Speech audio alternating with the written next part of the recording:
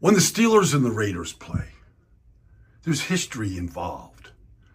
The ghosts of Chuck Noll and John Madden, whether you're at Three Rivers or you're at the Star. You want to run toss, then beat the blocks. All right? Jeremiah Moon beating the block. Hayward beating the block. Right? Everybody's beating the block. Adams right into the arms of TJ. Now you want to run toss this way, defeat the blocks. Like, it's just as old as Chuck Noll. It's the same thing. Just beat the blocks.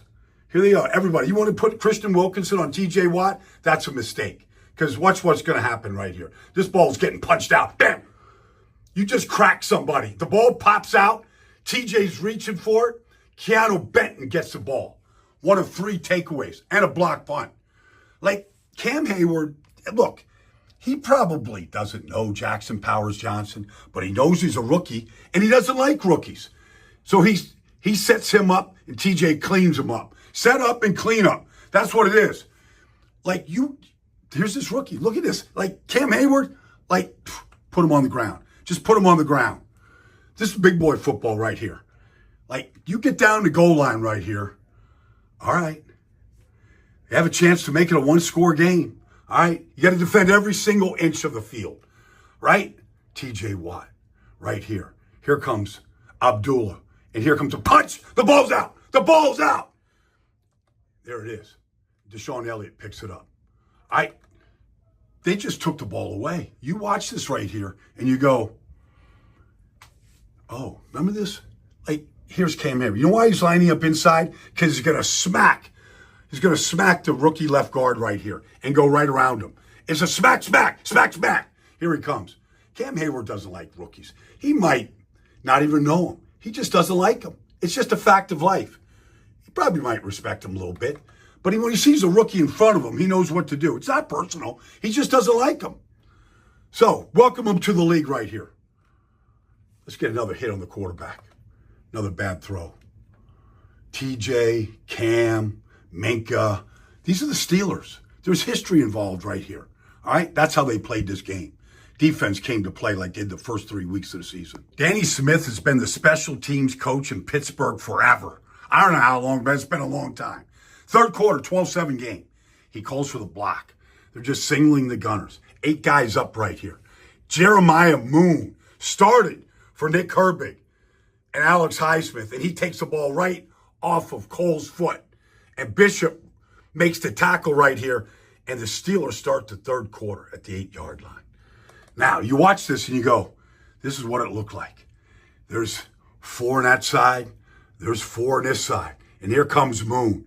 Right between the guard and the center. The fullback missed him. Take it off the toe. 9.5 yards. You practice it every day in special teams. Right off the toe. Ball bounces up in the Death Star, and it's recovered. The Steelers make the play to change the game. That changed the game right there. Special teams block. Offense gets the ball to 8. Sweet. The Pittsburgh Steelers defense and special teams absolutely destroyed the Las Vegas Raiders on Sunday when the special teams created punt blocks, getting the ball at like the 5-yard line, and then the offense goes ahead and scores. Or the defense and TJ Watt punching the ball out, getting a fumble, having the ball on like the 20-yard line, then going and scoring. Or even Dante Jackson getting an interception, returning it all the way down to like the 10-yard line, and the Steelers offense taking over. Or even just TJ Watt saving touchdowns and not allowing the opposing team to score on the 1-yard line. The defense and the special teams just dominated in general. But this breakdown, it was done by Baldy NFL. Brian Baldwinger is his name. Baldy NFL is his handle on X. Go ahead and check him out. He does a great job breaking down players, teams, and just film in general. He is a former NFL player and now turned analyst for NFL Network. So go ahead and give him a follow. He knows what he's talking about. Also, make sure you subscribe to this channel and turn notifications for everything Pittsburgh Steelers news, updates, highlights, analysis, reports, everything like that. These breakdowns and reactions were done for every single game so far this season, and if you want to continue and you want to make sure you're up to speed with all of it as soon as it comes out, subscribe and turn notifications. Now, let's get right back to the video.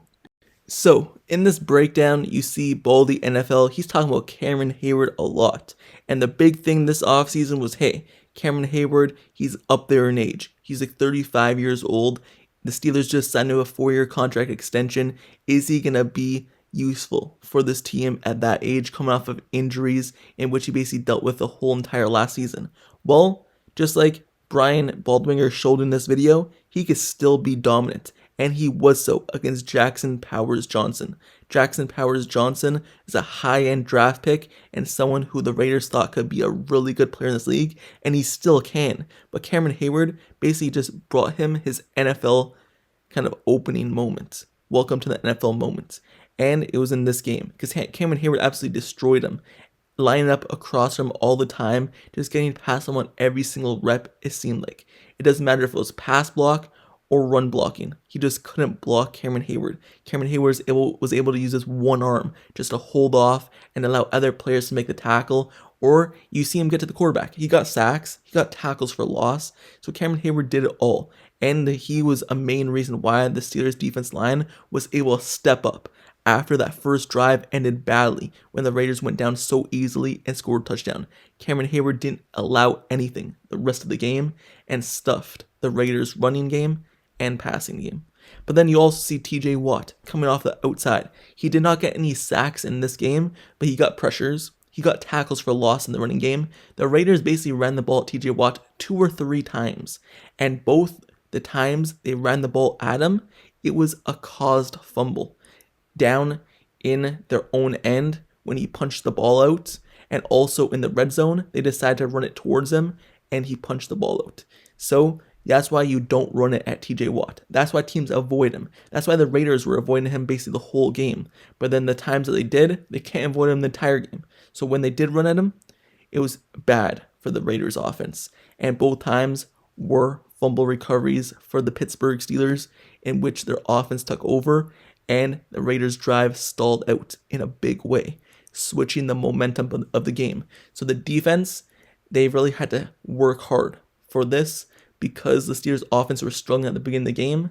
It seems as though it was going to be one of those games where the Steelers barely put up any points, but the defense creating turnovers and allowing the offense to have great field position is what caused this game to switch tides and a difference maker.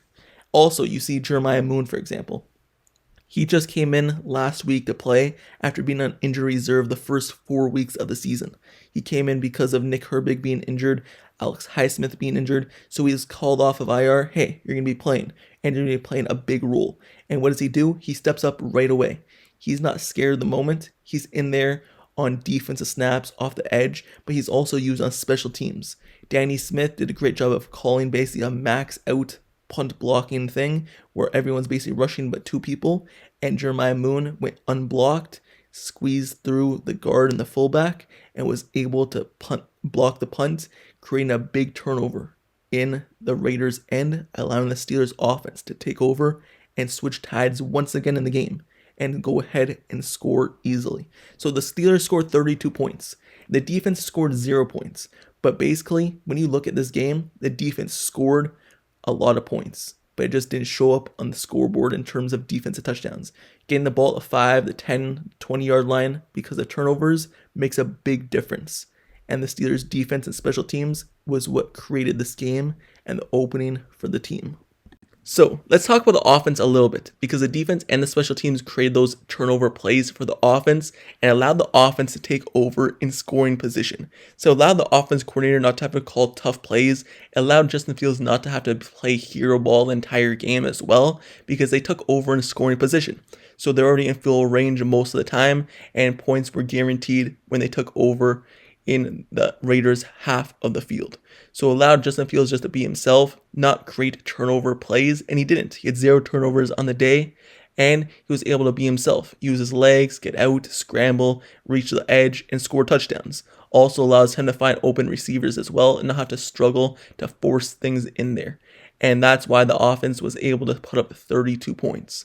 I'm going to make a video on this in a different video, but it allowed Justin Fields to be himself. It allowed Najee Harris to hopefully get momentum in next games because he put over 100 yards rushing. So allowed him to have a breakout game this season and it allowed the offense to just start clicking.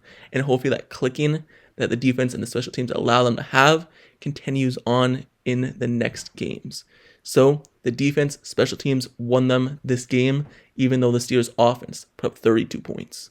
But with that being said, that's the end of this video. Let me know your thoughts down in the comments below on TJ Watt, Kevin Hayward. How do you think they played? How do you think the Steelers defense played? And did the offense look good to you? Do you believe the offense looked good, or was it because of the defense and special teams in which allowed the Steelers offense to put up those points?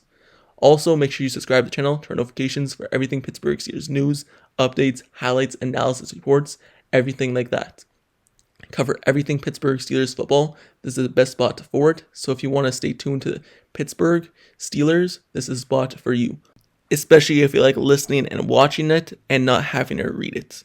And once again, this breakdown was done by Baldy NFL on X. Go ahead and follow him. This is my reaction and analysis to it. So, until the next video, I'll see you guys all later. I'm out. Peace.